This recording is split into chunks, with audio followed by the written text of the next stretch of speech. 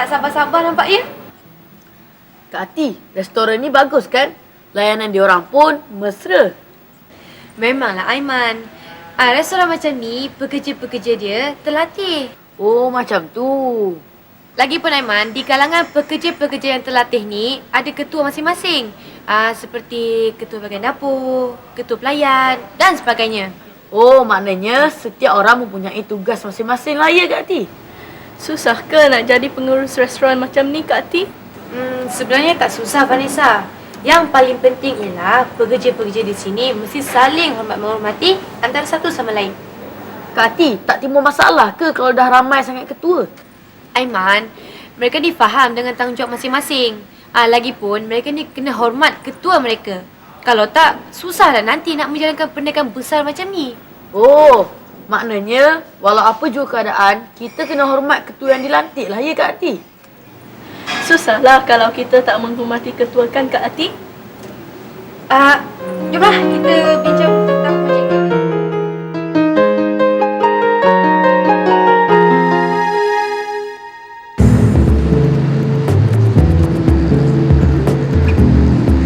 Hai, Assalamualaikum dan salam sejahtera Kak Ati ucapkan kepada adik-adik. Adik-adik apa khabar? Kabar baik Kak Ati. Baguslah macam tu. Kak Ati terlupa pula. Adik-adik di rumah bagaimana? Sihat? Kak Ati harap adik-adik di rumah sihat sejahtera selalu dan dapat menemani Kak Ati dan rakan-rakan di studio sepanjang rancangan remaja hari ini. Kak Ati, apakah cerita menarik untuk hari ini? Yalah Kak Ati. Tak sabar rasanya. Saya nak tahu topik yang akan kita bincangkan pada hari ini. Tentu seronok kan Vanessa? Mestilah. Di remaja hari ini kan, kita selalu membincangkan topik-topik yang menarik khusus buat rakan-rakan remaja di luar sana. Betul tak Kak Ati? Betul tu. Kak Ati setuju. Hari ini topik kita adalah mengenai kemakmuran serta keharmonian negara. Tahukah adik-adik bagaimana negara kita mencapai kemajuan yang begitu pesat pada hari ini? Vanessa? Aiman? Ashwin?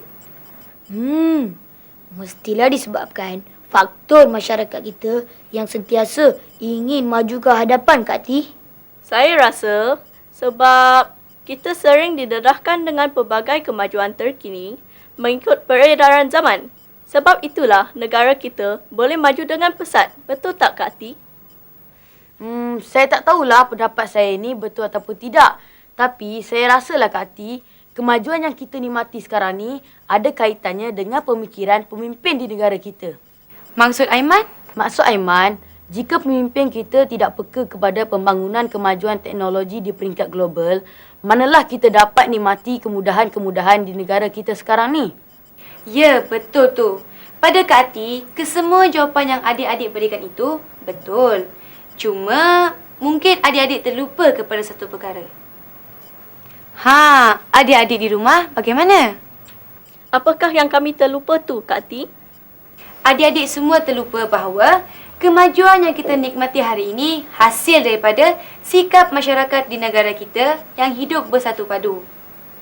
Bak kata pepatah, bersatu kita teguh, bercerai kita roboh. Saya tak fahamlah Kak Ati, apakah sebenarnya maksud pepatah tu? Mesti ada kaitan dengan cerita hari ini. Betul lah tu Aiman. Tapi sebelum Kak Ati terangkan dengan lebih lanjut lagi, mari kita saksikan kisah untuk hari ini dahulu. Saksikan. Hari ini kita akan buat pemilihan ketua kelas. Kita ada 3 calon, Azwan, Nazli dan Rizwan ya. Jadi sekarang kita akan buat pengundian. Jadi yang memilih Azwan sila angkat tangan. Okay. Yang memilih Nazli? Yang mengundi Rizwan?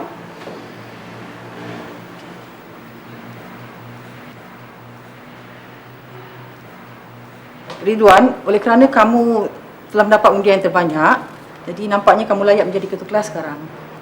Terima kasih Cikgu. Saya berjanji akan menjalankan tugas saya dengan baik. Bagus, cikgu harap kamu dapat laksanakan tanggungjawab kamu tu sebaik mungkin. Tapi Cikgu, macam mana dengan kami berdua? Siapa yang akan menjadi penolong ketua kelas? Bagus soalan kamu tu Azwan. Oleh kerana undian kamu berdua sama banyak, kita akan buat pengundian sekali lagi. Siapa yang mengundi Nazli? Angkat tangan. Yang mengundi Azwan pula? Okey. Baiklah, di sini nampaknya Azwan mendapat undian yang terbanyak. Maka itu Azwan, kamu layak jadi penolong ketua kelas. Tapi cikgu, Azwan kan pelajar baru. Mana boleh menjadi penolong ketua kelas? Saya kan lebih layak. Pelantikan ini tak ada kena-mengena antara pelajar baru ataupun yang lama. Ini adalah keputusan sebulat suara. Tapi cikgu, saya selalu mendapat tempat tertinggi dalam kelas. Kenapa saya tidak layak menjadi penolong ketua kelas?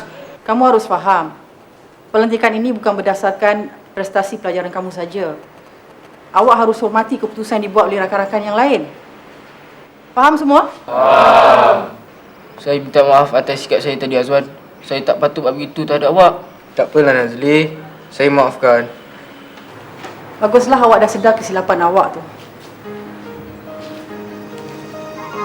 Para pelajar sekalian, cikgu harap awak dapat ambil iktibar dari apa yang berlaku tadi. Antara sikap yang baik ialah kita mesti berani bertanya. Faham semua? Faham. Bagus.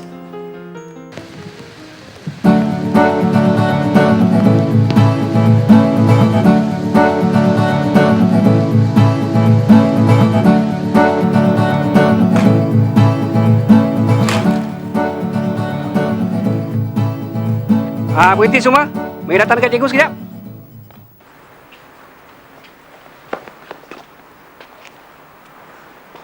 Sekarang kita nak buat pemilihan ketua pasukan. Cikgu, saya cadangkan Nazri, cikgu. Saya sokong, cikgu. Ada cadangan yang lain? Saya cadangkan cadangan yang ditutup, cikgu. Semua setuju? Setuju. Baiklah, sekarang kamu semua boleh teruskan latihan.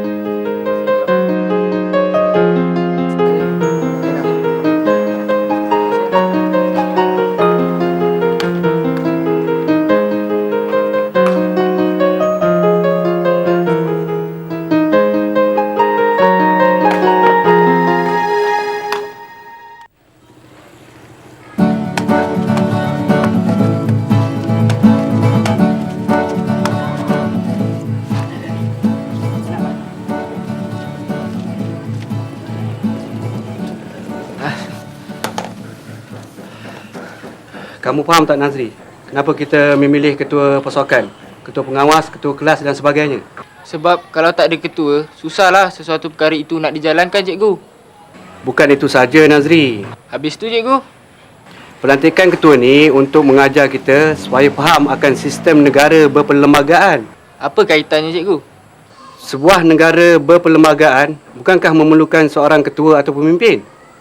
Itu betul, cikgu. Macam negara kita ni, ketuanya ataupun pemimpinnya adalah Perdana Menteri. Betul tu.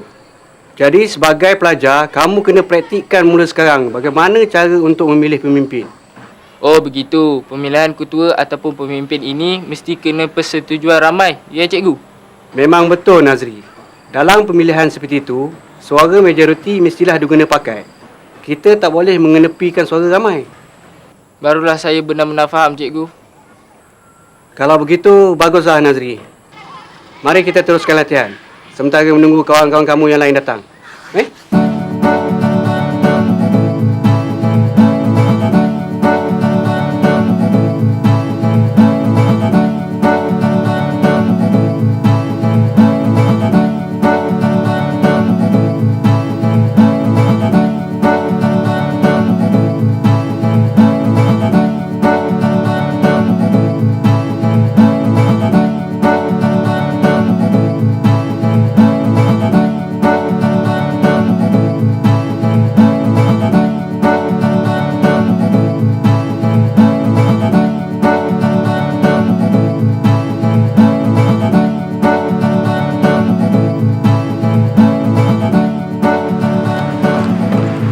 Penat tu. Nazri, cikgu cakap pelantikan ketua itu sebagai latihan kepada kita. Latihan apa, Azwan? Latihan supaya kita faham tentang negara berperlembagaan. Masuk kau, Azwan? Yelah, kita sebagai pelajar mesti faham tentang sistem berperlembagaan, iaitu cara memilih pemimpin. Jadi, kita ni dalam proses latihan lah, ya? Ya, kita diajar secara tidak langsung seperti dalam pemilihan ketua kelas, pemilihan ketua pasukan sepak takraw dan lain-lain. Cikgu tak cakap pun masa pemilihan tu. Memanglah cikgu tak cakap. Tapi bila ada yang marah-marah, tak setuju macam kawan kita tu, cikgu kenalah fahamkan. Jadi, kalau kita marah-marah, merugikan kita sendirilah ya. Rugi. Sebab kita tak dapat belajar dari perkara ini. Serta tak dapat menghayati sistem negara berperlembagaan. Barulah saya benar-benar faham sekarang. Kawan-kawan kita tu pun dah diberi kefahaman oleh cikgu tentang perkara ini. Harap-harap lepas ni tak adalah salah faham lagi. Kita kena setuju dengan suara majoriti. Jom jogging.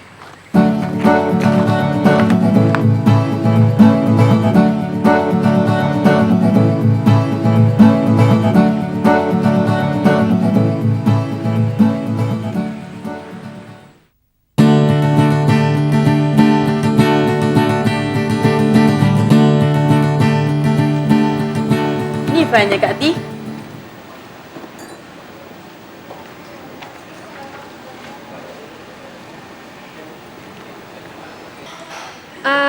Kita kena senaraikan nama-nama untuk tenaga produksi dan juga pelakon untuk pementasan kita kali ni, Aiman. Tapi kalau ada yang tak setuju dengan pelantikan tu macam mana Kak Ti? Yalah Kak Ti. Lepas kita siapkan semua senarai ni, kita buat satu perjumpaan untuk mendapatkan persetujuan daripada mereka. Jadi, setiap kali ada projek pementasan, macam inilah prosesnya. Ya Kak Ti? Ya Aiman, prosesnya semua sama seperti di sekolah.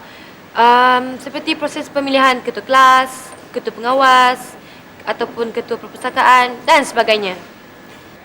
Oh, cuma bidang je lah yang berlainan. Prosesnya sama kan Kak Ti? Baru saya faham Kak Ti. Semua proses pelantikan sama saja kan? Kalau kamu berdua ni dah faham, baguslah. Sekarang Kak Ati nak agih-agihkan tugas. Aiman ambil ni. Vanessa pula baca skrip ni. Kak Ti punya pen. Sila tengok ya, apa nama-nama yang sesuai untuk jadikan tenaga produksi dan pelakon.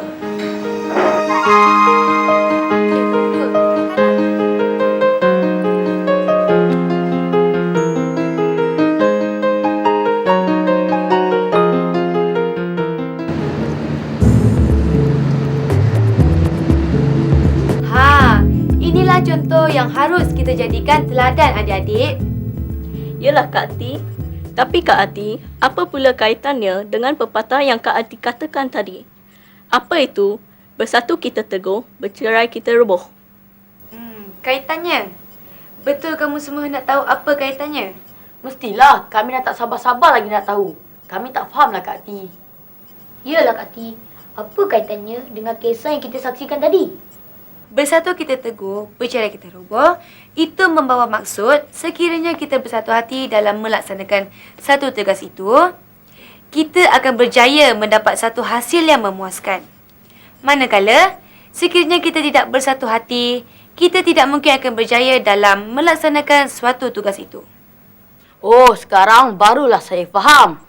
Maksud Kak Ati, jika kita bersatu padu serta bekerja dengan bersungguh-sungguh dalam satu kumpulan, pasti kita akan berjaya. Macam itulah nampaknya. Ashvin dan Vanessa faham ke? Faham Kak Ti. Tapi, boleh tak Kak Ti jelaskan dengan lebih lanjut lagi mengenai pepatah tu? Saya masih kurang faham lah Kak Ti. Boleh, apa salahnya? Okeylah, kita berbalik pada kisah tadi. Adik-adik tahu tak kenapa Cikgu Linda tidak memilih sendiri ketua kelas, penolong ketua kelas dan ahli-ahli jawatan kuasa untuk kelasnya itu? Yalah. Bukankah Cikgu Linda boleh memilih sendiri berdasarkan kepada prestasi para pelajarnya? Lagipun, Cikgu Linda mempunyai hak untuk membuat keputusan untuk para pelajar di dalam kelasnya. Kenapa ya Kak Ati? Ini kerana Cikgu Linda hendak melihat sejauh manakah semangat bersatu padu para pelajar di dalam kelasnya itu. Oh, maknanya mereka tidak bersatu padu ya Kak Ati? Kenapa Vanessa kata begitu? Sebab tadi saya lihat mereka seperti tidak boleh menerima keputusan yang dibuat oleh rakan-rakannya itu. Betul kata awak tu Vanessa. Saya setuju. Saya pun setuju. Betul ke pendapat kami ni Kak Ati? Pendapat kamu tak salah. Memang betul. Adik-adik Kak Ati di studio, semua dah faham apa sebenarnya maksud kerajaan berperlembagaan? Vanessa? Faham Kak Ati? Kak Ati, kalau negara kita tidak mengamalkan amalan demokrasi, tentu kita tidak akan hidup aman seperti sekarang ini. Kan Kak Ati? Betul tu Vanessa. Negara kita terdiri daripada berbilang kaum, bangsa dan agama. Jadi kita hendaklah saling menghormati di antara satu sama lain. Kalau kita tidak saling menghormati di antara satu sama lain, apa yang akan terjadi Kak Ati? Alah Kak Ti, apa yang terjadi ya? Tentulah kita hidup dalam keadaan yang tidak aman seperti sekarang. Masyarakat kita tidak akan dapat memupuk semangat perpaduan dan saling hormat-menghormati antara satu sama lain. Mesti pergaduhan akan berlaku. Kan Kak Ati? Tentu sekali, setiap individu akan pentingkan diri sendiri tanpa memikirkan orang lain. Bagaimana pula dengan ekonomi dan keselamatan negara Kak Ti? Wah, satu soalan yang bagus Ashwin. Apabila hidup dalam keadaan kucil-kacil, tentu sekali ekonomi negara kita akan jatuh sekaligus keselamatan negara pula terancam. Maksud Kak Ati? Yelah, cuba kamu semua bayangkan kalau kita hidup saling membenci antara satu sama lain. Macam mana kita hendak bersatu padu kalau ada musuh yang ingin cuba mencerobohi negara kita? Oh, ya ke? Sekarang baru saya faham. Contohnya, saya, Ashwin dan Vanessa bekerjasama dalam satu kumpulan dengan bersungguh-sungguh. Tentu kami akan berjaya. Betul tak Kak Ati? Ha, pandai pun Aiman. Vanessa, Ashwin, bagaimana? Kalau macam tu, kita hendaklah bekerjasama antara satu sama lain. Dan yang paling penting sekali, saling menghormati antara satu sama lain. Betul tu. Kalau macam tu barulah sesuai dengan pepatah, bersatu kita teguh, bercerai kita roboh. Ha, nampaknya adik-adik Kak Ati semuanya dah faham apa yang dimaksudkan dengan pepatah bersatu kita teguh, bercerai kita roboh. Saya kagumlah dengan semangat bersatu hati yang ditunjukkan oleh mereka. Ya, betul tu. Saya pun kagum dengan mereka. Nampaknya adik-adik Kak Ati ni semuanya pandai-pandai ya. Kak Ati pun kalah kalau macam ni. Baiklah, kita sudah pun sampai ke penghujung rancangan. Kak Ati rasa cukuplah sampai di sini dulu buat kali ini. Semoga berjumpa lagi pada episod yang akan datang. Salam hormat daripada Kak Ati dan rakan-rakan di studio. Moga berjumpa lagi. Bye!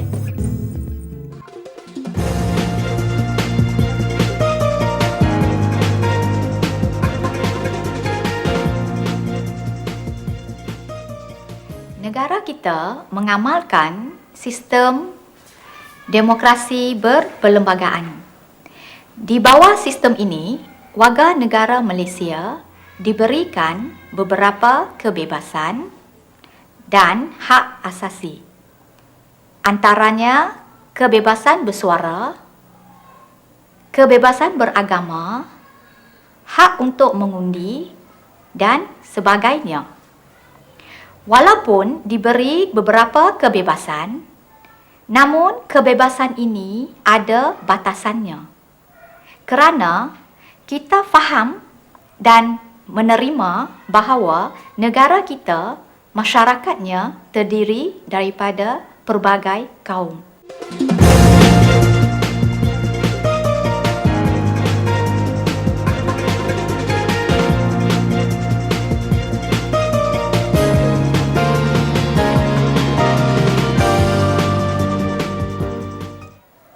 Contohnya, walaupun rakyat Malaysia diberi kebebasan untuk bersuara, iaitu kebebasan untuk berucap dan mengeluarkan buah fikiran, namun dia tidak boleh menyentuh isu-isu sensitif yang boleh memecah belahkan kaum.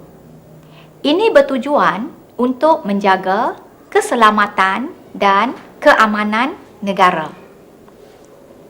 Begitu juga untuk memilih pemimpin negara. Kita diberi hak untuk mengundi apabila berumur 21 tahun ke atas.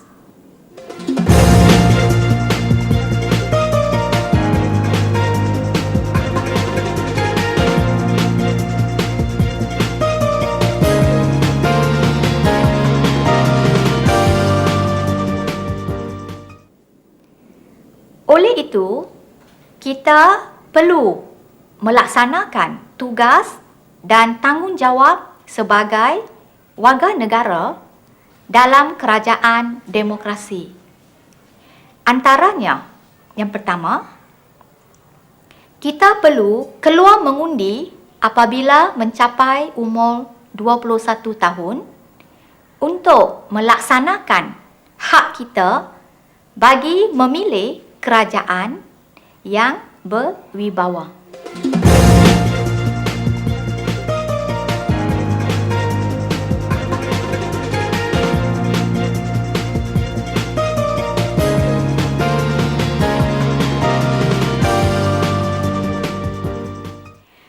Kita juga mesti menunjukkan kesyukuran dan terima kasih kepada pemimpin yang telah memajukan negara kita dengan menunjukkan taat setia kepada raja dan negara.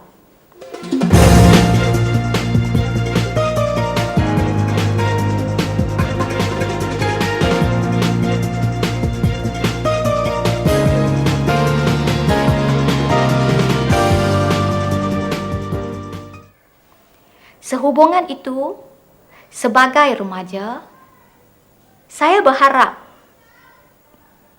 kita perlu hidup bersatu padu kerana bersatu kita teguh, bercerai kita roboh.